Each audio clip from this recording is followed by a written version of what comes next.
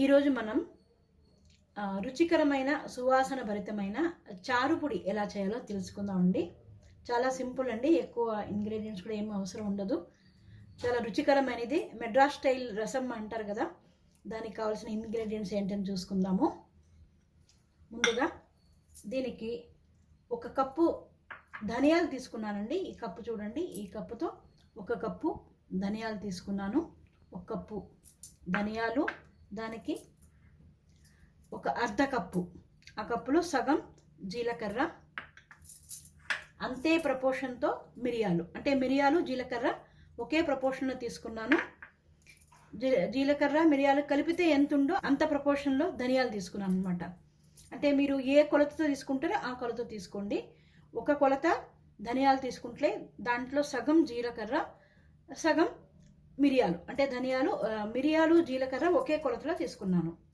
ఈ కప్పు ధనియాలకి ఒక 20 మిరపకాయలు తీసుకున్నానండి.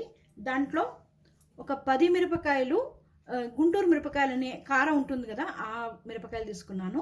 ఇంకొక 10 బ్యాడిగే మిరపకాయలు అని చెప్పి ఇట్లా ఉంటుందండి.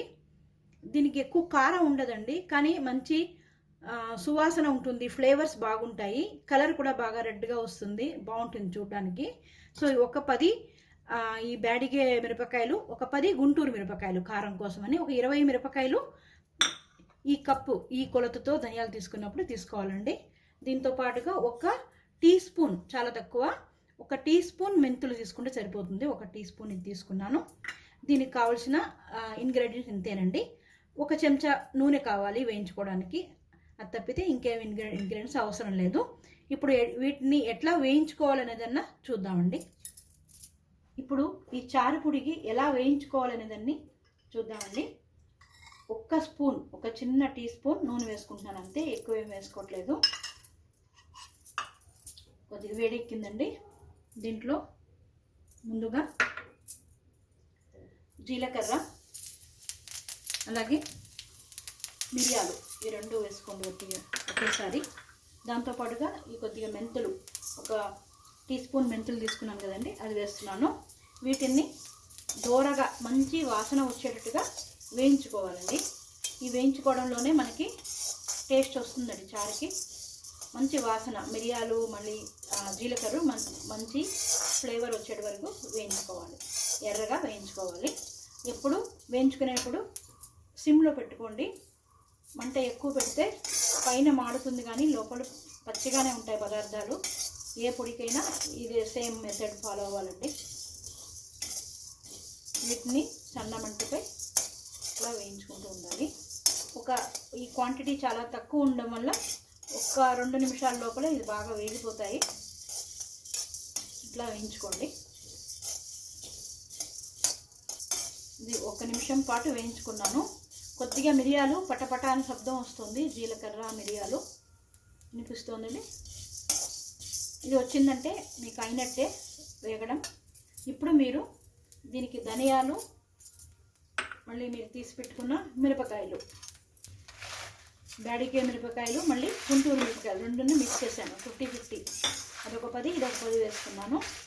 వీటితో పాటుగా మళ్ళీ కింద నుంచి మొత్తం వేడి సరిగా అన్నిటికీ యూనిఫామ్గా తగిలేట్టుగా వేయించుకోవాలి.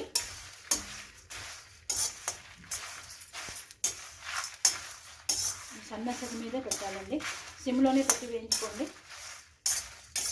ఇవి కూడా కొద్దిగా గరగల్లాడితే సరిపోతాయి. మిరపకాయలు కొద్దిగా వేగినట్టుగా, మిక్సీలో వేస్తే బాగా పొడి అవ్వాలి కదా, దానివల్ల మిరపకాయలు కొద్దిగా గరగల్లాడాలి. అంతవరకు కొద్దిగా వేయించుకుంటే ఇది కూడా ఎక్కువ ఏం టైం పట్టదండి. ఇంకొక 1 నిమిషంలోనే ఆరిపోయచ్చు, క్వాంటిటీ తక్కువ ఉండడం వల్ల.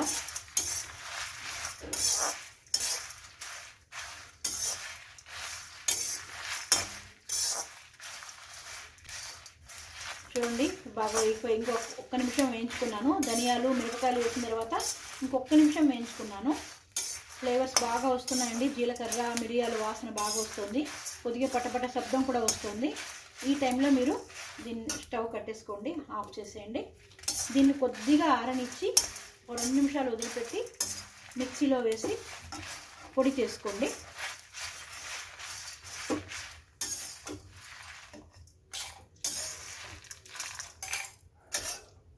దీన్ని మిక్సీలో వేసి పొడి చేసుకుందాం. చారు పొడి బాగా వేయించుకున్న తర్వాత ఆరిన తర్వాత మిక్సీకి వేసుకున్నానండి. ఇప్పుడు ఈ విధంగా వచ్చిందండి. మంచి సువాసనగా ఉంటుందండి. జీలకర్ర మిరియాల వాసన గుమాయిస్తుంది. దీన్ని మీరు మామూలుగా చారు ఎలా చేసుకుంటారో చింతపండు నానేసి దాని రసంలో మీకు ఎంత కావాలో చూసుకొని 1 స్పూనో 2 స్పూనో చూసి వేసుకోండి. అండ్ మిరపకాయలు కూడా మీ కారానికి తగ్గట్టుగా వేసుకోండి. బాగా నున్నగా పొడి చేసుకోండి. ఈ పౌడరు 1 నెల కాదండి 2 నెలలైనా కానీ బాగుంటుంది, చాలా బాగుంటుందండి. సిమ్లో పెట్టుకుని బాగా వేయించుకుంటే ఇట్లా గమగమలాడుతూ మంచి సువాసనతో వచ్చే మెడ్రాస్ చారు పొడి రెడీ అయిందండి. ఇది ఎలా చేయాలో చూసారు కదండి. కామెంట్ సెక్షన్లో మళ్ళీ ఇంగ్రీడియంట్స్ అంతా ఇస్తాను, ప్రపోర్షన్స్ అంతా. తప్పకుండా ట్రై చేయండి. మీ కామెంట్స్ కోసం నేను ఎదురు చూస్తూ ఉంటాను. Thank you.